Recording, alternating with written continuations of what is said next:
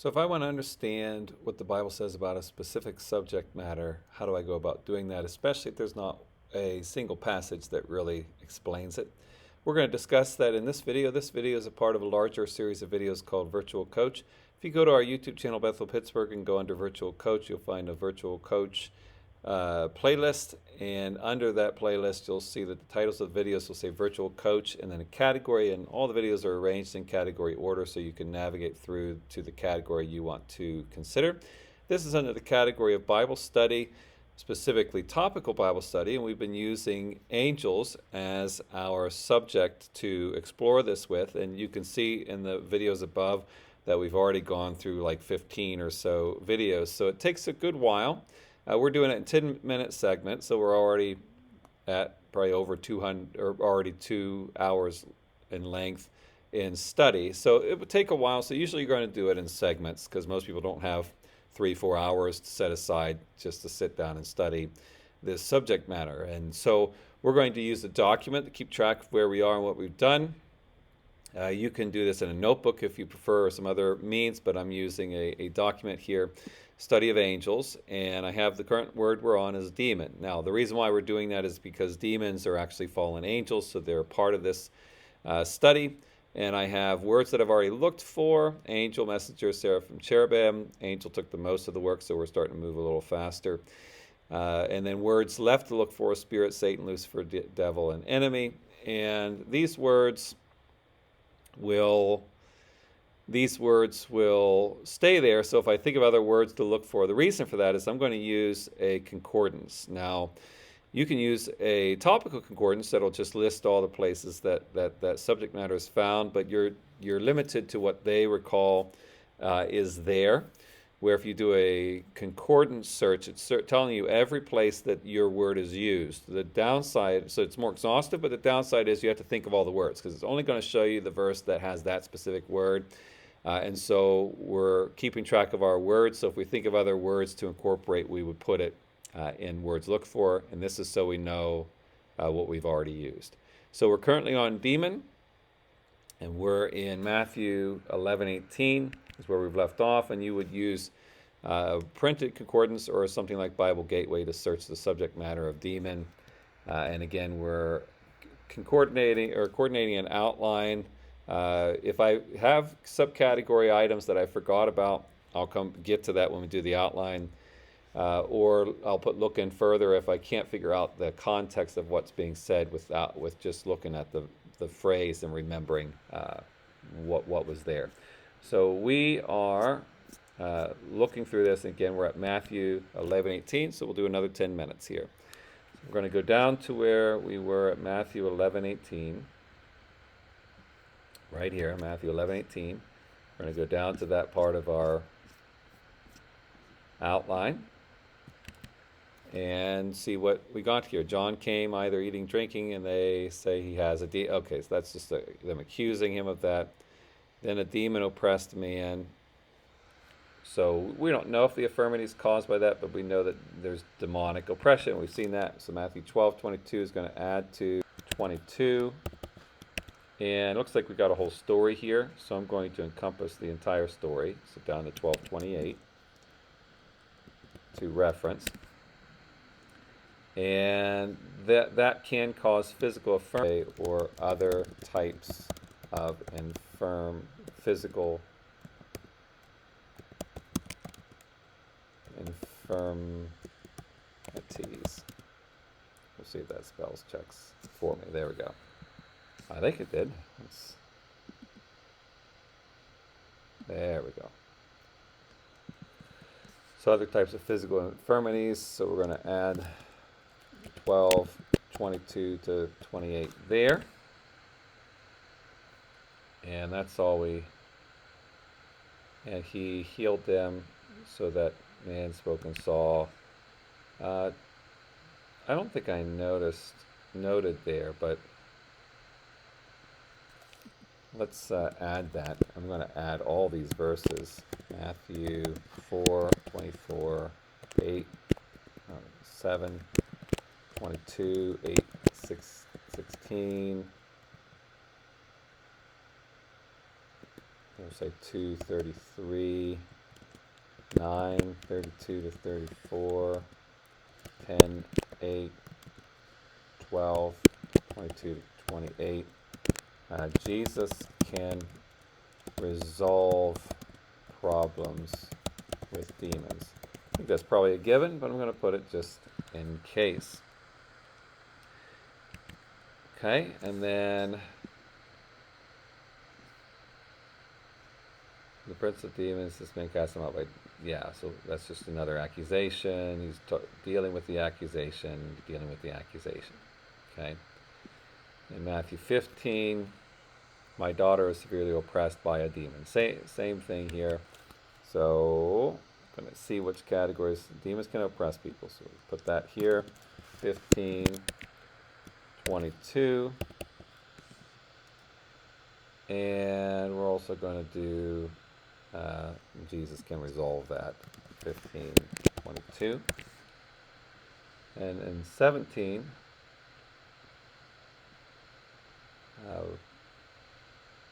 really this verse here, Jesus rebuked the demon and it came out of him.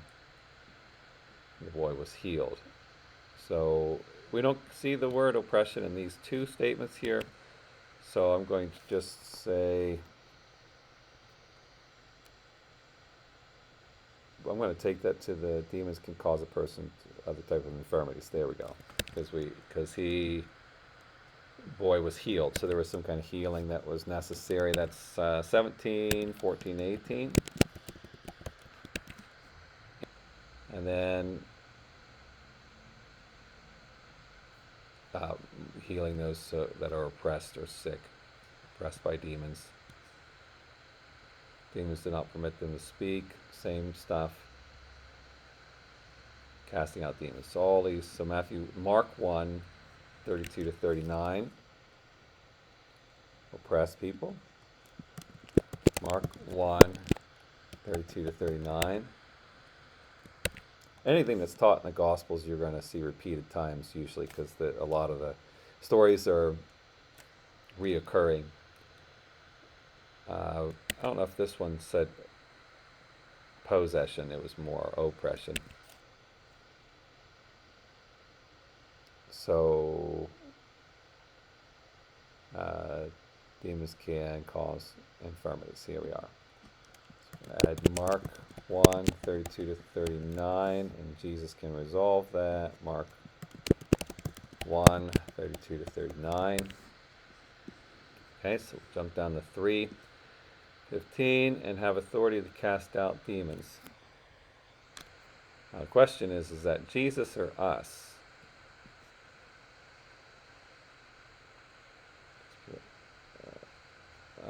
It looks like that's Jesus. So we're going to do Mark 3, 15 to 22.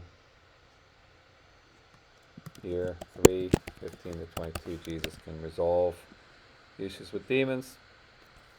Mark 1, that's just in the heading here, or Mark 5, 1. I came to Jesus and saw the demon possessed me, and this one I remember the story. That's the one with Legion, the demons talking. And that's also the pig thing that we saw in Matthew. So we're going to do Mark 5, 15 to 18. And demons can oppress people. This was possession here. Demons can possess. So we're going to put this passage here, Mark 5, 15 to 18. And demons can control the speech. That should be speech. Speech of a person. Mark 5, 15, 18. 5, 15 to 18. Okay. Demons can be in and possess and control animal behavior. Mark 5, 15 to 18. Okay. And then Jesus can solve that. Mark 5, 15 to 18. Now we get the 6 Cast out many demons and anoint them with oil. Okay.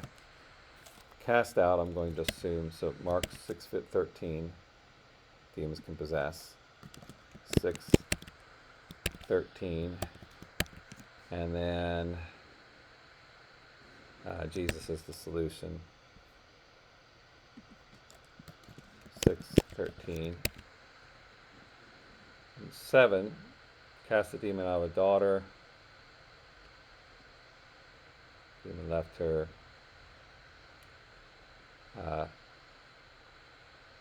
Demon was gone. So it looks like another infirmity. It looks like it's usually what happens when there's demonic possession. There's some kind of physical infirmity along with it. So we're at Mark 7:26-30, and it's use. It's possession. Mark 7:26-30. So possession. It's 26-30.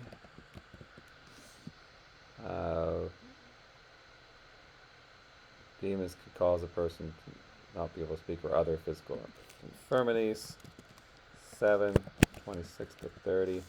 And Jesus is the solution. 7:26-30.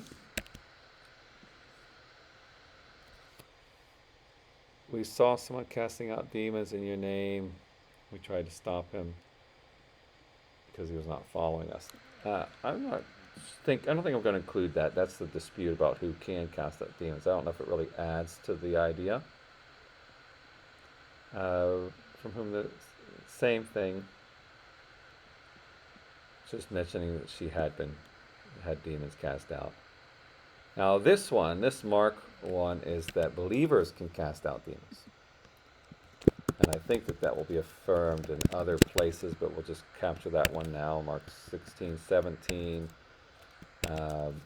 Believers have the ability to cast out demons. And then Luke 4:31, that's just a heading.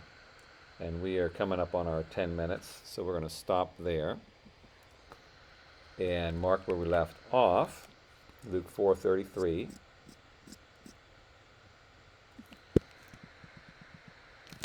Luke 4:33. So we're left off still at demon, Luke 4:33. So we still have 1, 2, 3, 4, 5 words after this. Demon looks like, so we're partway into Luke. Looks like it's mentioned several times there, and then it's only mentioned a few times in these last ones. So once we get past Luke, we'll quickly finish up demon. Spirit is going to have about 587 times mentioned, but we should be able to gloss over that quickly because most of the time spirit won't be referring to angels or demons, but sometimes it will. And then Satan is not actually mentioned very many times, 49, and that will leave us with these 3, which probably won't be a lot. So we're getting really close, and then we'll start coordinating the outline and getting an outline form description of angels from the Bible. If you have any questions on that, please leave that in the comments below. I'd be glad to answer them. Or if you would like to grow in your faith in person and you live in the Pittsburgh, Pennsylvania area, we would love for you to join us. We are Bethel Assembly of God at 2501 Staten Street. We meet Wednesdays at 6:30 p.m. and Sundays at 10 a.m. Or if you can't join us in person, we'd love for you to join us via live streaming. You could join us on our YouTube channel, Bethel Pittsburgh, live Sundays at 10 a.m. We hope to see you at either place, but may God richly bless you.